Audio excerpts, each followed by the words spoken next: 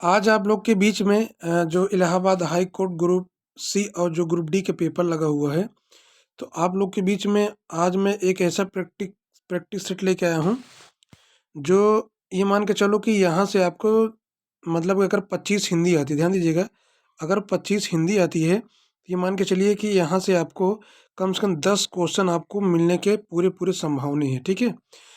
तो आज के क्वेश्चन बहुत ही महत्वपूर्ण हैं। तो आप लोगों से बस रिक्वेस्ट इतना है कि शुरू से लेकर अंत तक बने रहिएगा, वीडियो छोड़ के जाइएगा मत। और आपको जो है यहाँ पे आज बहुत कुछ सीखने को मिलने वाला है। सबसे पहले हम लोग शुरू क्या करेंगे, हिंदी, ठीक है। और हिंदी के बाद हम लोग शुरू करेंगे जीएस, जीएस के बाद इंग्लिश, और समय मिला तो मैथ भी आज हम लोग हल करेंगे। तो चलिए ठीक है, देखते हैं आज का आपका पहला क्वेश्चन। क्योंकि पेपर बहुत करीब है, आज है आपका 14 दिसंबर है। आज कितनी तारीख है? 14 दिसंबर है।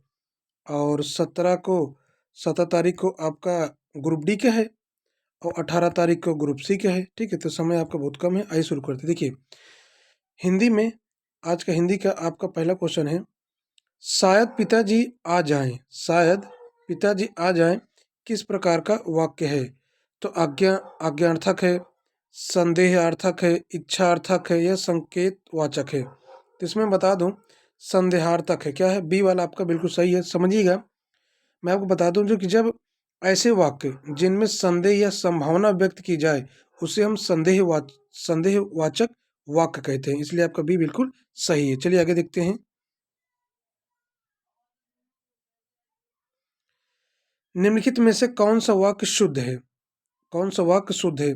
बंदूक एक बहुत ही उपयोग अस्त्र है। बाघ और बकरी बाघ और बकरी एक घाट पानी पीती हैं। ये देखिए, पीती, ये सेंटेंस जो बता रहा है ये रॉन्ग है, ठीक है। पीते हैं होता तो सही हो जाता। कई रेलवे के कर्मचारी की गिरफ्तारी हुई। कई रेलवे के कर्मचारियों की गिरफ्तारी हुई। श्री कृष्ण के अनेकों नाम नहीं, अनेक नाम होता है। देखिए, मैं आपको बता दूं, इसमें देखिए कुछ पर रॉन्ग है। जैसे कि बंदूक एक बहुत ही उपयोगी अस्त्र है, ये तो बिल्कुल सही दिख रहा है, ये बिल्कुल राइट भी होना चाहिए। देखिए, मैं बता दूं, बंदूक एक ही उपयोगी अस्त्र है, शुद्ध है। शेष सभी वाक्य अशुद्ध हैं। ये आपके बी, सी और डी, ये क्या है? ये अशुद्ध हैं। क्यों अशुद्ध है, आइए मैं आपको बताता हूँ। बाघ और बकरी एक घाट पार पानी पीते हैं, यहाँ क्या है? पीते लिखा था। क्या लिखा था? पीते, इसलिए गलत हो गया। रेलवे के कई कर्मचारियों की गिरफ्तारी हुई। रेलवे के कई कर्मचारियों की गिरफ्तारी हुई, तो रेलवे की ये कई, ये जो है पहले रेलवे आता है यहाँ पे, ठीक है, फिर ये आता तो ये हो जाता। ये भी गलत हो गया। श्री कृष्ण के ये जो अनेकों है ना, अनेकों नहीं होता, अनेक होता है, ठीक है। चलिए आगे देखते हैं।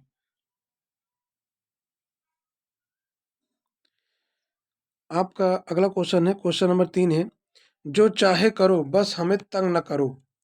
वाक्य के बीच में रिक्त स्थान में कौन सा विराम चिन्ह आएगा? अल्प विराम आएगा, अर्ध विराम आएगा, पूर्ण विराम आएगा, योजक चिन्ह आएगा, ठीक है। तो कौन सा चिन्ह आएगा, आइए समझते हैं। तो इसमें जो मैं आपको बता दूं, इसमें आपका अर्ध विराम आएगा। क्या आएगा? अर्ध विराम आएगा, समझिएगा। इसमें क्यों आएगा अर्ध विराम, ये भी आपको मैं बता दूं। अर्ध विराम चिन्ह का प्रयोग वहां किया जाता है जहां पूर्ण विराम की अपेक्षा कम देर और अल्प विराम की अपेक्षा अधिक देर तक का रुकना होता है। जैसे, जो चाहे बस हमें तंग न करो, ठीक है। तो इसमें कौन सा ऑप्शन हो जाएगा? ऑप्शन बी वाला बिल्कुल राइट है, ठीक है। चलिए आगे देखते हैं। दिनों का फेर होना मुहावरे का अर्थ क्या है? अजीब हालत होना, बहुत जल्दी जल्दी होना, भाग का चक्कर, दिन दिन काटे न काटना। सी वाला बिल्कुल सही है, ठीक है, भाग का चक्कर।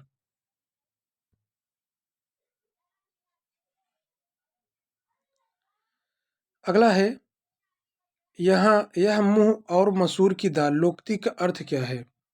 यह मुंह और मसूर की दाल, तो लोकती का अर्थ क्या है?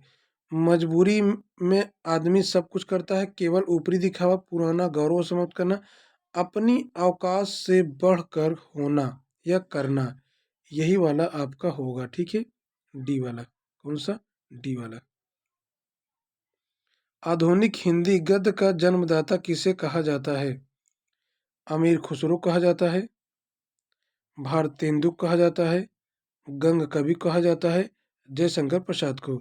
तो ध्यान दीजिएगा, आधुनिक हिंदी गद्य का जन्मदाता भारतेंदु कहा जाता है। बी वाला सही है आपका। देखिए, मैं यहाँ पे कुछ आपको भारतेंदु जी के बारे में बताना चाहूँगा। देखिए, होता क्या है कि भाई व्याख्या भी थोड़ा-सा होता है ना, तो कुछ चीज़ें एक्स्ट्रा हमें जानकारी मिल जाती है। जैसे भारतेंदु हरिश्चंद्र को आधुनिक हिंदी का जन्मदाता कहा जाता है, ठीक है? ये आपका हो गया। अब इसमें क्या हमें सीखना है, भारतेंदु हरिश्चंद्र का जो जन्म हुआ था 1850 में हुआ था। कब हुआ था? 1850 में हुआ था। 1 मिनट, 1850 में हुआ था भारतेंदु जी का जन्म। कहाँ हुआ था? वाराणसी में हुआ था। इन्होंने हिंदी के नए रूप में ढाला। इनकी कुछ महत्वपूर्ण कृतियाँ हैं, ठीक है? मैं इनकी महत्वपूर्ण कृतियाँ बता दे रहा हूँ। जैसे प्रेम मालिका, प्रेम मालिका, कृष्णचरित, अंधेर नगरी, प्रेम माधुरी, भारत दुर्दशा, फूलों का गुच्छा, बकरी बिलाप, ये सब किसके हैं? ये आपके भारतेंदु हरिश्चंद्र जी के हैं, ठीक है? चलिए आगे देखते हैं।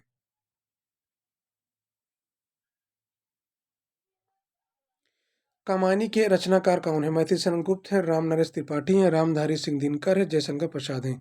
तो कमानी के जो रचनाकार हैं वो हैं कौन? जयशंकर प्रसाद जी हैं। तो आपका डी वाला बिल्कुल राइट होगा। देखिए, मैं इनके बारे में थोड़ा सा बता दूं। छायावादी कवि जयशंकर प्रसाद की प्रसिद्ध रचना कमानी एक महाकाव्य है। ये क्या है? एक महाकाव्य है। ये तो कमानी क्या है? एक महाकाव्य है। महाकाव्य है। कमानी क्या है? एक महाकाव्य है। जयशंकर प्रसाद की अन्य महत्वपूर्ण रचनाएं मैं आपको बता दूं, जैसे कि मैं बता दूं, जैसे आंसू। क्या है?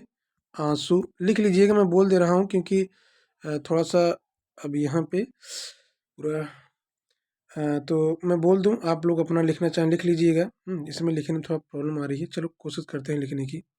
जैसे कि आंसू, आंसू ठीक है, किसकी है? ये जयशंकर प्रसाद की है। लहर किसकी है? जयशंकर प्रसाद की है। झरना किसकी है? जयशंकर प्रसाद की है। अजात शत्रु, अजात शत्रु भी जयशंकर प्रसाद की है। और आकाशदीप भी जयशंकर प्रसाद की है। ध्रुव श्यामणी भी जयशंकर प्रसाद। चित्राधार, तिल्ली, कंकाल, वन बिला मिलान, प्रेमराज, प्रेम पथिक आदि ये सब रचनाएं जो है आपके जयशंकर प्रसाद जी की हैं। चलिए आगे देखते हैं। भोर का तारा एकांकी लेखक कौन है? भोर का तारा एकांकी लेखक कौन है? उपेंद्र अश्क, जगदीश चंद्र माथुर या धर्मवीर भारती, मोहन राकेश। तो ध्यान दीजिएगा, इसका जो आंसर होगा मैं बता दूं, इसका आंसर होगा आपका बी वाला, ठीक है? जगदीश चंद्र माथुर।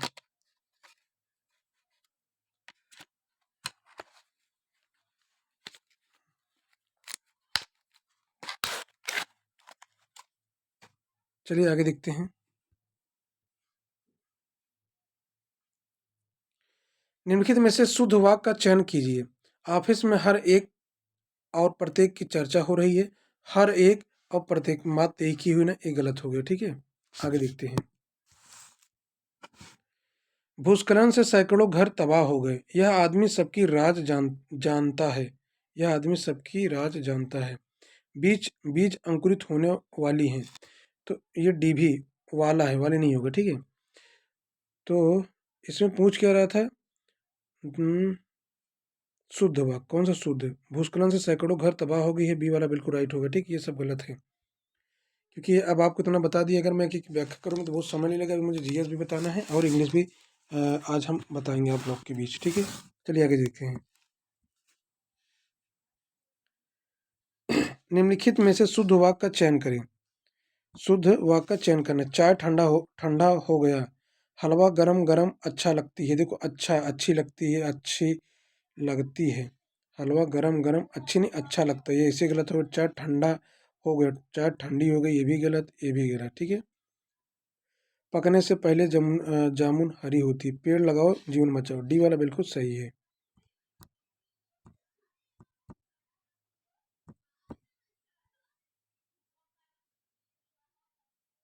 आइए देखते हैं। निम्नलिखित में से शुद्ध वाक्य का चयन कीजिए। मनुष्य के शरीर में स्थित आलस उसका सबसे बड़ा दुश्मन है। वो जा रहे हैं, वो जा रहे हैं। सुबह की हवा स्वास्थ्य के लिए अच्छी होती है। उन्होंने छक करके पेट भर खाना खाया। ठीक है, ये वाला बिल्कुल राइट हो गया। ये सब त्रुटिहीन है। अगर व्याख्या कहोगे तो मैं व्याख्या भी बता दूंगा, लेकिन बस इतना है कि थोड़ा सा समय ज़्यादा लगेगा। चलिए मैं व्याख्या भी बता दे रहा हूँ। ठीक है, समझ लीजिए। जैसे ये तो पहला बिल्कुल राइट है।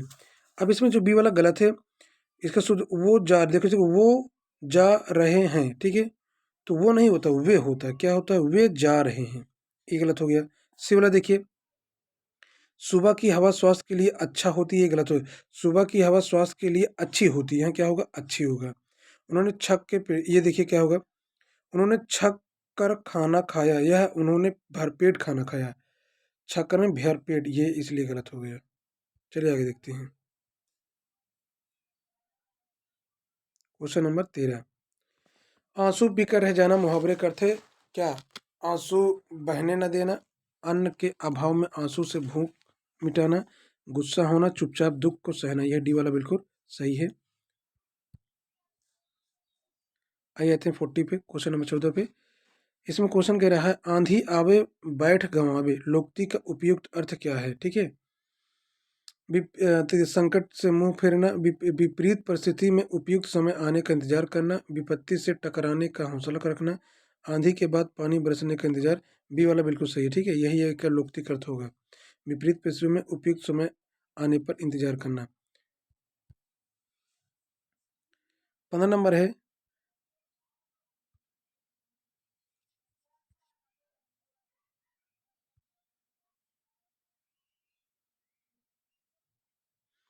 किताब का कीड़ा होना उपयुक्त अर्थ है बहुत बहुमूल्य वस्तु का। ये किताब का कीड़ा होना का मतलब बहुत अधिक पढ़ने वाला, ये सी वाला होगा। ठीक है, कच्चा चिट्ठा खोलना का उपयुक्त है सारा भेद खोल देना, यही होगा। ठीक है, ये कच्चे काम को का पक्का करना, ये भी गलत, ये भी गलत, ये भी गलत, ये वाला सही है।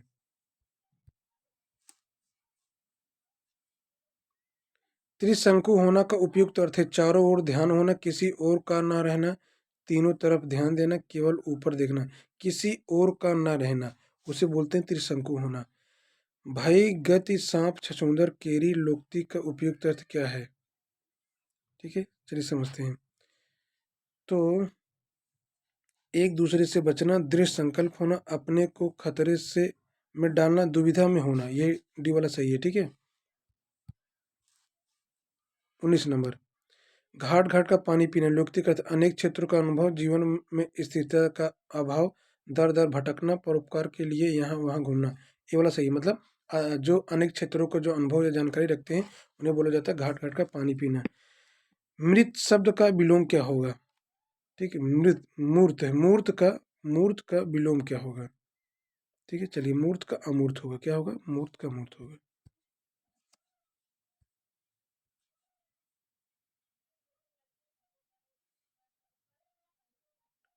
इसमें आपको शुद्ध शब्द छांटना है। अभ्यस्त, अभियस्त, अभ्यति, अभ्यस्त होता ता वाला सही है। किस शब्द में उपसर्ग नहीं है? आइए देखते हैं इसका क्या कह रहा है। किस शब्द में उपसर्ग नहीं? अपवाद, पराजय, प्रभाव, ओढ़ना। ओढ़ना में उपसर्ग नहीं है। इसमें अप है, इसमें परा है, इसमें प्रा है। तो होता क्या, जो उपसर्ग होता है ना किसी शब्द के आगे लगते हैं। ठीक है, तो ये सब उपसर्ग हैं, तो ओढ़नी में उपसर्ग नहीं लगा हुआ है।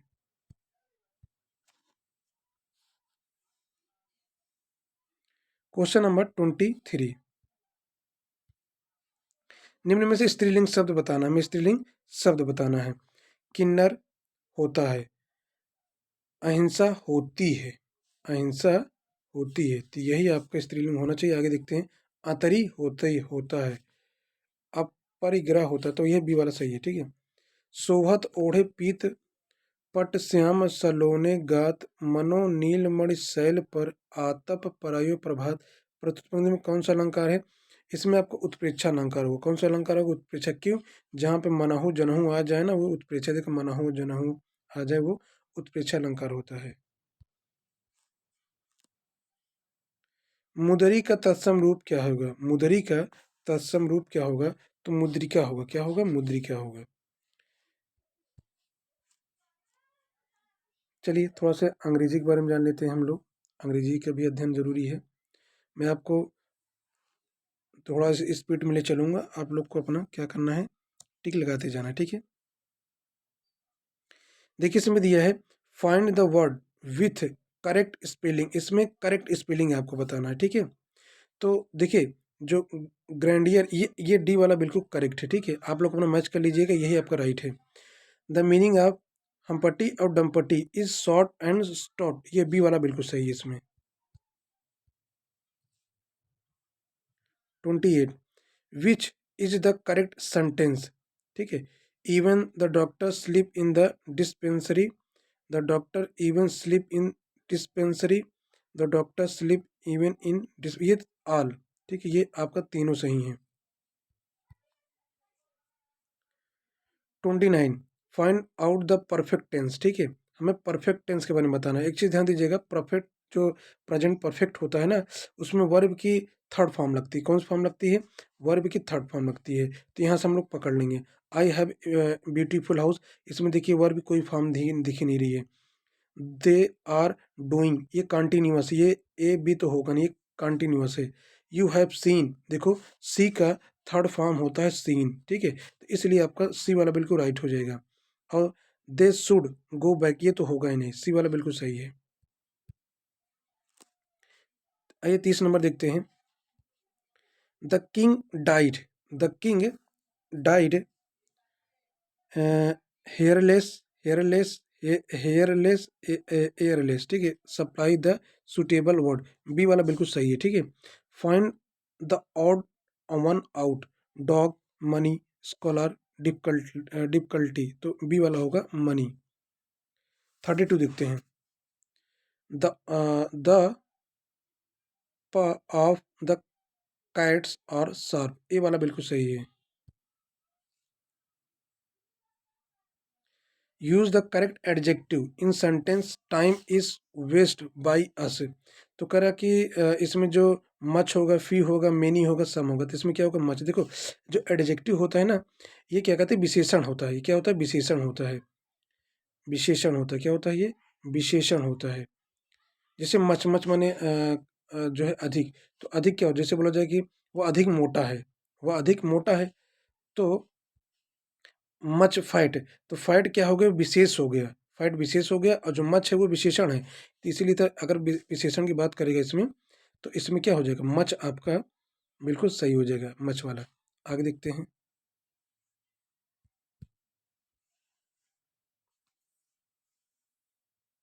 34 है। Our house is particularly on the highway, the adverb particularly modify, adverb बताना है, ठीक है। देखो एडवर्ब कहते हैं, एडजेक्टिव हमने बताया विशेषण बोलते हैं, जो एडवर्ब होता है ना, ये क्रिया विशेषण होता है, जो क्रिया की विशेषता बताता है। जैसे बोला जाए बहुत सुंदर, क्या हम बोलते हैं? बहुत सुंदर, ठीक है। तो बहुत सुंदर जो शब्द है, तो ये जो बहुत लग गया ना, ये एडवर्ब है, ठीक है। ये बहुत एडवर्ब है, और ये सुंदर जो है, सुंदर क्या है? एक तरफ से ये विशेषण है, तो इसमें कह सकते हैं। तो इसमें जो आपका आंसर होगा, ये बी वाला बिल्कुल राइट हो जाएगा। चॉइस द इनकरेक्ट स्पेलिंग, ठीक है, मतलब कौन सा गलत है? तो कम्युनिकेशन बिल्कुल राइट है, कम्युनिटी भी सही है, मिस्ट्री ये आपका, ये सी वाला गलत है, मिस्ट्री डी ये भी सही है, सी वाला भी रॉन्ग है। 36 देखते हैं। Choice the best response to the question how do you do, तो हाउ डू यू डू, ये डी वाला सही है। 37 चॉइस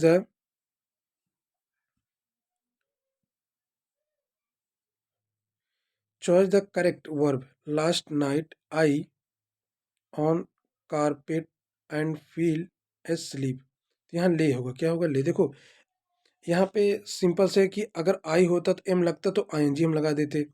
अगर ये परफेक्ट होता कोई भी, तो हम एल आई डी लगा देते। वो ये मतलब देखा जाए तो ये थर्ड थर्ड फॉर्म है, लाई होगा नहीं, तो ले होगा, क्या होगा? सी वाला सही है।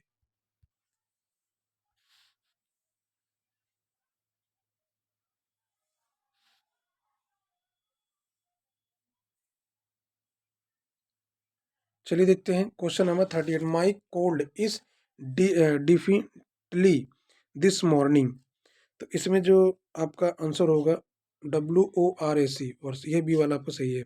The meaning of figure out is, ठीक है। तो 39 का जो होगा meaning of figure out is understand, understand ये सही होगा। डी कोड ये गलत होगा, ये आपका ये वाला सही है। 40 नंबर देखते हैं। What is the feminine of cold, cold का स्त्रीलिंग हमें बताना है, ठीक है। तो होता है फिनी, ये डी वाला सही है। कौन सा? डी वाला। विच लेटर इज साइलेंट, इस कॉम्ब, और कॉम्ब है, लिम्ब है एंड लैम्ब है, ठीक है। तो इसका आंसर क्या होगा? आंसर बी वाला हो जाएगा।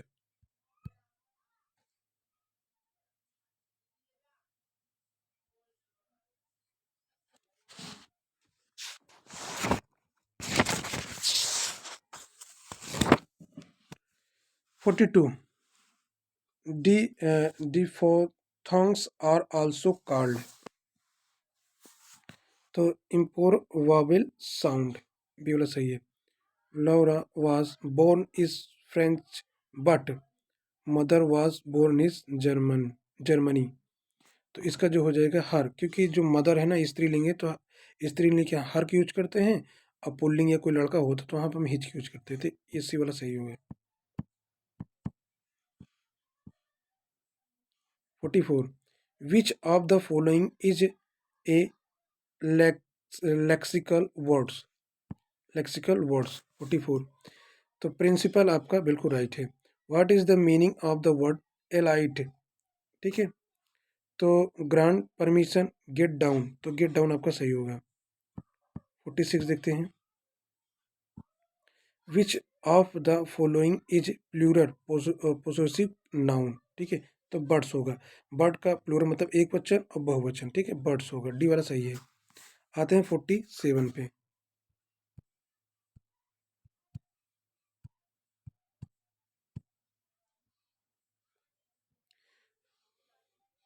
क्वेश्चन है चेंज इनटू द इनडायरेक्ट, मतलब हमें डायरेक्ट डायरेक्ट से इनडायरेक्ट बनाना, ठीक है। डायरेक्ट हमें दिया है, हमें क्या बनाना है? इनडायरेक्ट बनाना है। चलिए देखते हैं कैसे उसको हम बनाएंगे। तो they said we can not live without oxygen, ठीक है। वी कैन नॉट, हम बिना ऑक्सीजन के नहीं रह सकते, ये बिल्कुल सत्य है, ये बिल्कुल सत्य। जब सत्य रहता है ना, तो एक चीज़ ध्यान दीजिएगा कि हम लोग क्या करते हैं, जो रिपोर्टेड स्पीच होती है उसमें कोई चेंजिंग नहीं करते हैं, ठीक है। रिपोर्टेड स्पीच में हम कोई चेंजिंग नहीं करते हैं। तो इसका जैसे अब आइए देखते हैं हम लोग इसमें। दिस साइड, देखो यहाँ पे दिस साइड के बाद यहाँ क्या लगा दिया? दैट, कॉमा इन्वर्ट कॉमा का that, we can not live without oxygen, ये बिल्कुल से उतार दिया, यही सही होना चाहिए। This side that they can not live without oxygen, this side that they, देखो यहाँ दे आ गया, ये गलत हो गया। तो ये बी सी ये तीनों रॉन्ग है, देखो यहाँ दे दे तीनों में आ गया, ठीक है, ये बिल्कुल रॉन्ग है। 48 है, which word is the correct verb necessity, तो इसमें जो करेक्ट वर्ब कौन से, नेसेसिटी का जो वर्ब होगा कौन सा होगा? तो NECESSI नेसेसिटेट, ये वाला बिल्कुल सही है। 49, my father is 45 years old, मेरे पिताजी 45 साल मतलब उनकी उम्र है। My mother is 46 year old, so my mother is older than my father, मेरी जो माता जी हैं हमारे पिता की अपेक्षा कैसी हैं? ओल्डर हैं। तो ओल्डर होगा, कौन सा होगा? 49 का ए वाला होगा। 15 देखिए, 50 number. What is an adverb, तो एडवर्ब हमने भी बताया कि क्या होता है, क्रिया विशेषण होता है, ठीक है। तो an adverb give more information about the verb, तो मतलब सही कह रहा है कि जो जो क्रिया विशेषण हमने बताया था, जैसे बहुत सुंदर, तो बहुत सुंदर, सुंदर की विशेषता क्या? बहुत सुंदर, बहुत लग गया, तो वो जो है क्रिया विशेषक मतलब विशेषता बता रहा है, ठीक है। तो ये यही कह रहा है कि एन एडवर्ब गिव, जो एडवर्ब वो देता है मोर, मोर जानकारी, अधिक जानकारी अबाउट द वर्ब, तो ये वाला बिल्कुल सही होना चाहिए। इसमें क्या करा? An adverb gives more information about the noun, noun का नहीं, जो वर्ब जो क्रिया की विशेषता बताता है, ठीक है, उसे हम क्या कहते हैं? एडवर्ब कहते हैं, क्रिया की विशेषता बताता है। तो यहाँ कह रहा है नाउन का, फिर यहाँ कह रहा है अबाउट द पंचुएशन, ये भी नहीं होगा, ठीक है। अबाउट द प्रोनाउन ये भी नहीं होगा, ये वाला बिल्कुल राइट है। चलिए आगे देखते हैं क्या आगे क्या। देखिए 50 हो गए। अब हमारे आगे समान अध्ययन, क्या आगे समान अध्ययन। मुगल शासक के दौरान एक कोतवाल की सही भूमिका क्या थी? युद्ध के लिए सेना का नेतृत्व करना, राजकोष को बनाए रखना, राजस्व एकत्रित करना, कानून और व्यवस्था बनाए रखना। डी वाला बिल्कुल सही है, ठीक है।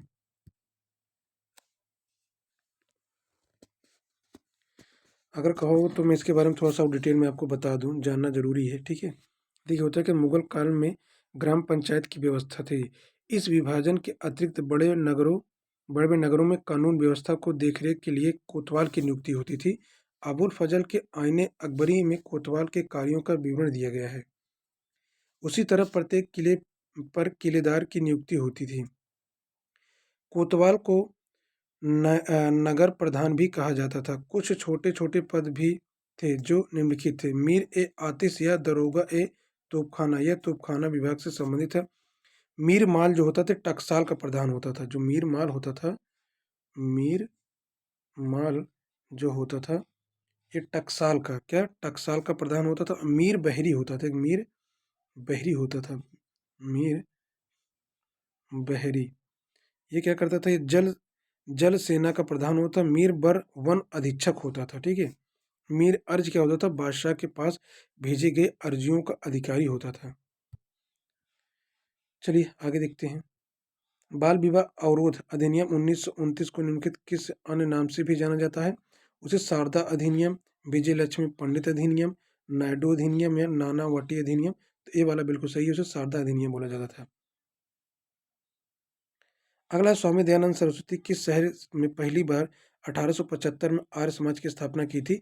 तो बम्बई, और बम्बई में किए थे, अब मुंबई उसको बोलते हैं।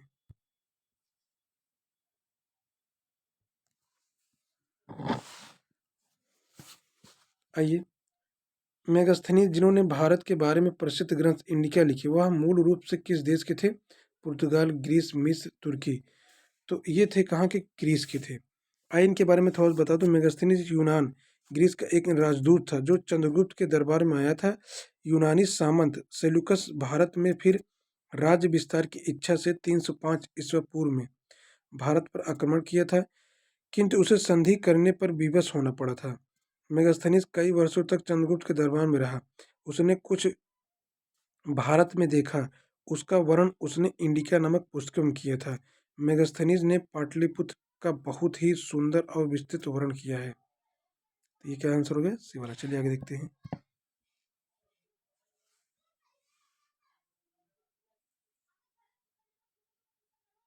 55, 14वीं शताब्दी की प्रसिद्ध मस्जिद जिसे अटाला मस्जिद या अटाला मॉस्क्यू कहा जाता है, उत्तर प्रदेश के किस शहर में स्थित है? तो ये जौनपुर में स्थित है। Greenwich mean time GMT globe पर टाइम जोन की शुरुआत का प्रतीक है और किसी भी देश में समय जीएमटी के आगे या पीछे देश के घंटों की संख्या को मापने का समय है। ग्रीनविच निम्नलिखित में से किस शहर के पास स्थित है? ये लंदन में। कहाँ है ये? लंदन में है। चोल चोल नाइकन, कुरुम्बा, कुट्टानाकन, कादर और कोरगा भारत के किस भाग के आदिम जनजातीय समूह हैं? ये है केरला की। हीरो साइकिल दुनिया के सबसे बड़े साइकिल निर्माताओं में से हैं। 1956 में उन्होंने पहली बार किस शहर में अपनी दुकान की स्थापना की थी? लुधियाना पंजाब में की थी।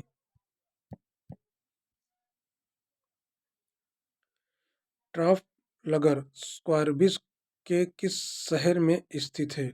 बीजिंग में, लंदन में, न्यूयॉर्क में या पेरिस में? तो कहाँ है? लंदन में है। राइटर्स बिल्डिंग भारत की किस राज्य सरकार की सचिवालय भवन है? तेलंगाना सरकार, कर्नाटक सरकार, पश्चिम बंगाल सरकार, गुजरात सरकार। किसकी है? पश्चिम बंगाल की है। 61, आंध्र प्रदेश का विजयवाड़ा शहर किस नदी के किनारे स्थित है? तो कृष्णा नदी के किनारे स्थित है। अजरबैजान जो कभी सोवियत संघ का एक हिस्सा था, निम्नलिखित में से कौन सी उसकी राजधानी है? अजरबैजान की जो राजधानी है वो बाकू है।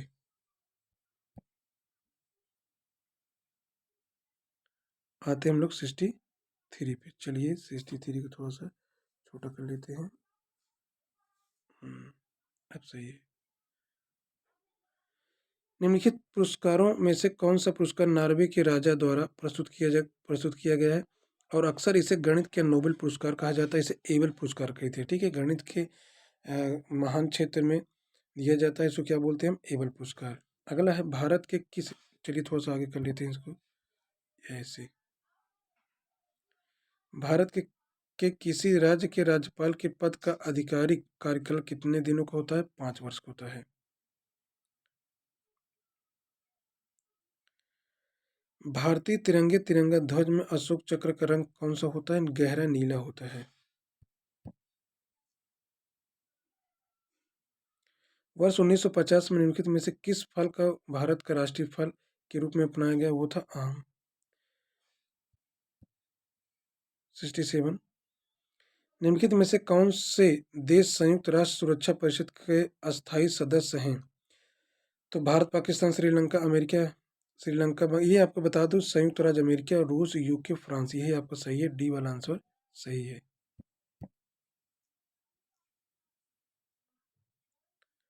कुतुबउद्दीन ऐबक किस राजवंश का संस्थापक था? गुलाम वंश का था। निम्नलिखित विकल्पों में से कौन मध्य प्रदेश में स्थित यूनेस्को विश्व धरोहर स्थलों में से एक नहीं है? खजुराहो स्मारक है, सांची का बौद्ध स्तूप है, भीमबेटका है, हम्पी नहीं है। बी वाला सही हो जाएगा। 70 नंबर, इनमें से कौन सी रचना रविंद्रनाथ टैगोर द्वारा संगीतबद्ध नहीं की गई थी? हमारा सोनार बंगला, एकला चलो रे, चित जेथा, भय शंभु, कदम कदम बढ़ाया जाए।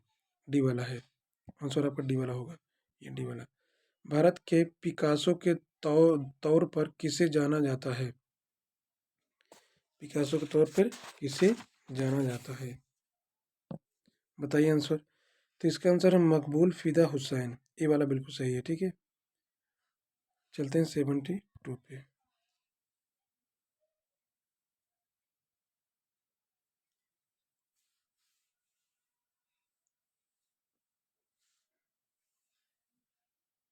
सेवेंटी टू पे, निम्न में से कौन सा पूर्णतः जड़ परजीवी का एक उदाहरण है? ठीक है, जड़ परजीवी का एक उदाहरण, ओरो बंचे, अमरबेल, लोरथंस, साइप्रस। तो कौन सा आंसर होगा? ए वाला। एक यहाँ पर, यहाँ क्या भरा जाएगा? एक सिंथेटिक ऑक्सीन है, ANAA, ये वाला आपका डी वाला सही है।